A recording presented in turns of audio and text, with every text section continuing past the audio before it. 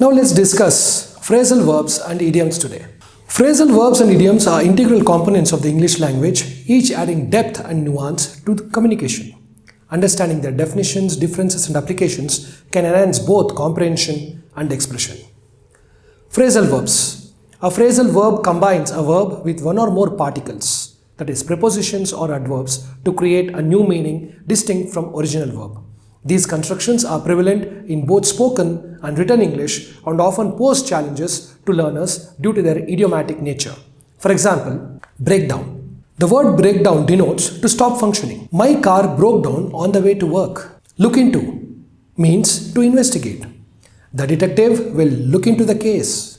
Put off means to postpone. They decided to put off the meeting until next week. The meaning of a phrasal verb often cannot be deduced from its individual components, making memorization and contextual learning essential. Idioms. Idioms are fixed expressions whose meanings are not directly inferable from the individual words. They often carry cultural or historical significance and are used to convey ideas figuratively. For instance, kick the bucket, which means to die. After a long battle with illness, he finally kicked the bucket. Hit the sack means to go to bed. I am exhausted. It's time to hit the sack. Under the weather means feeling ill. She is feeling under the weather today. Idioms enrich the language by providing vivid imagery and cultural context, but they can be perplexing for non-native speakers due to their non-literal meanings. Differences between phrasal verbs and idioms. While both phrasal verbs and idioms are idiomatic expressions, they differ in their structure and usage. Firstly, structure. Phrasal verbs consist of a verb plus a participle. For example, give up. Whereas idioms can be a combination of various parts of speech, forming a fixed expression. Example, spill the beans. Meaning, transparency. Phrasal verbs may sometimes offer a hint to their meaning through the verb and participle. Meaning transparency. Phrasal verbs may sometimes offer a hint to their meaning through the verb and particle, though often they don't. Idioms typically have meanings that are not deducible from the individual words. Flexibility is the next difference. Phrasal verbs can often be separated by their object. For example, turn off the light or turn the light off, while idioms are usually fixed in their wording and structure.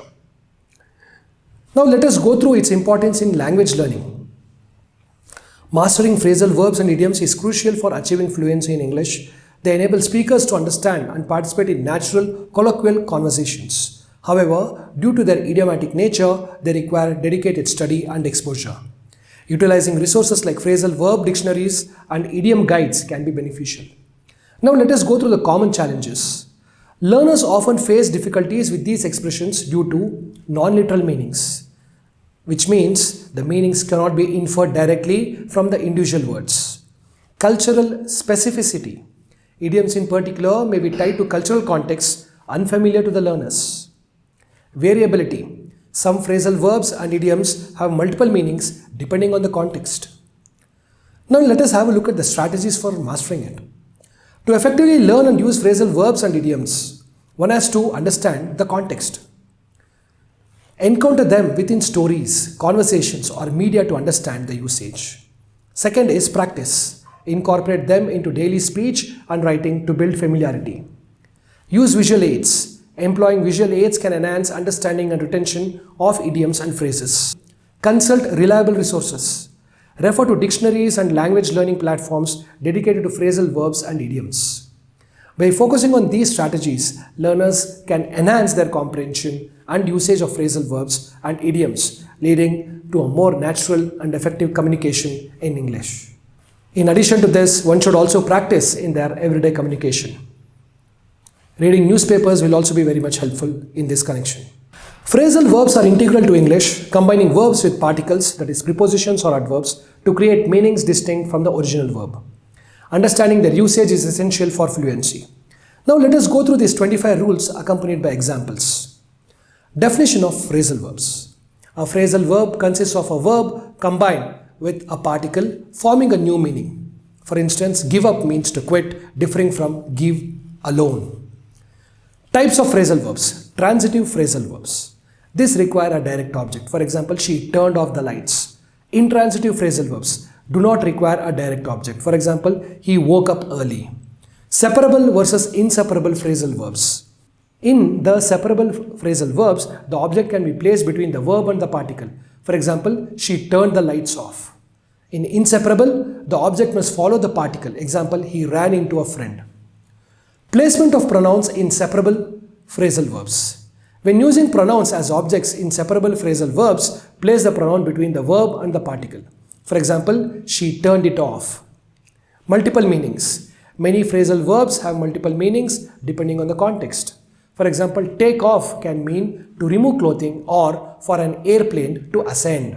Formality levels. Phrasal verbs are often used in informal contexts. In formal writing, consider using single word synonyms. For example, use postpone instead of put off. Avoiding redundancy. Avoid using both the phrasal verb and its single word equivalent together. For example, let's meet up together. The correct sentence is let's meet up. Contextual learning. Learn phrasal verbs in context rather than isolation to grasp their meanings accurately. Example, she looked up the word in the dictionary. Non-literal meanings.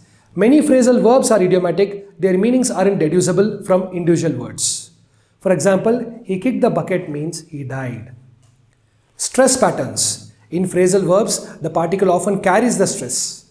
For example, she turned off the alarm. Regional variations. Some phrasal verbs are more common in certain dialects. For example, he called round to her house is more common in British English. Avoiding overuse. While common overusing phrasal verbs can make writing seem informal, balance their use with single word verbs. Recognizing phrasal verbs. Not every verb followed by a preposition is a phrasal verb. For example, she walked across the street. Walked across isn't a phrasal verb but a verb followed by a preposition. Learning common combinations. Focus on commonly used phrasal verbs to enhance comprehension and communication. For example, get up, sit down, turn on. Using dictionaries. Consult dictionaries to understand phrasal verb meanings and usage. Many dictionaries provide example sentences. Practice with exercises. Engage in exercises focusing on phrasal verbs to reinforce learning. For example, fill in the blank sentences using appropriate phrasal verbs. Teaching strategies. For educators, teaching phrasal verbs thematically can aid retention. For example, grouping phrasal verbs relate to time, put off, bring forward, hold up.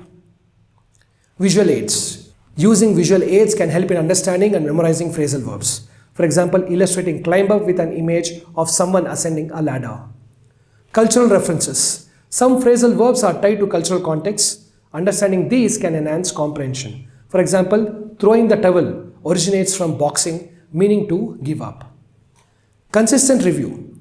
Regularly reviewing phrasal verbs helps in retention and recall. Set aside time each week to revisit learned phrasal verbs. Application in writing. Incorporate phrasal verbs into your writing to make it more natural. For example, she ran into an old friend at the market. Listening practice. Listening to native speakers can provide context on how phrasal verbs are used naturally. For example, podcasts, movies, and any other forms will help you in understanding this.